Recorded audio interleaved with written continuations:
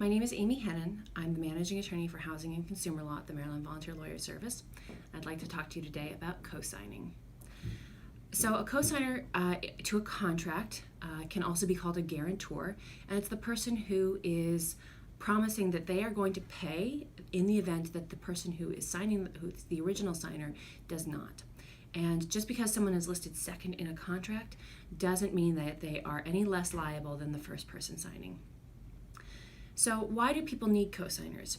Well, oftentimes perhaps their credit isn't good enough, or they don't make enough income, or maybe they'll get a lower interest rate if they have a cosigner that is willing to cosign along with them.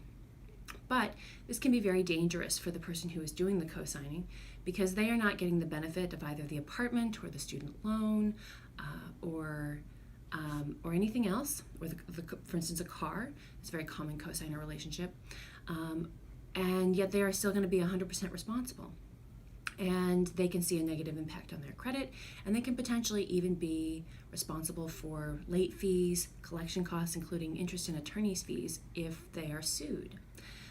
And so if you're thinking about cosigning, or if you're already a cosigner, some things that you might want to think about include setting aside some money to be able to pay off the full amount of the balance in the event that it goes unpaid.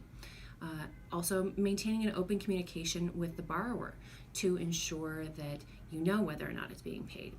And another thing you can do is potentially get access to the loan, either online access or have the borrower grant you phone access or other access so that you can find out, are things being paid?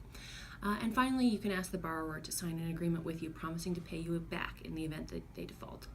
One of the biggest things that we see is that the relationship between the borrower and the cosigner can often be destroyed when the relationship goes awry, when these debts go unpaid. So thank you so much for watching. We're going to link to a fact sheet above, and hopefully you'll get to learn some more things about cosigning.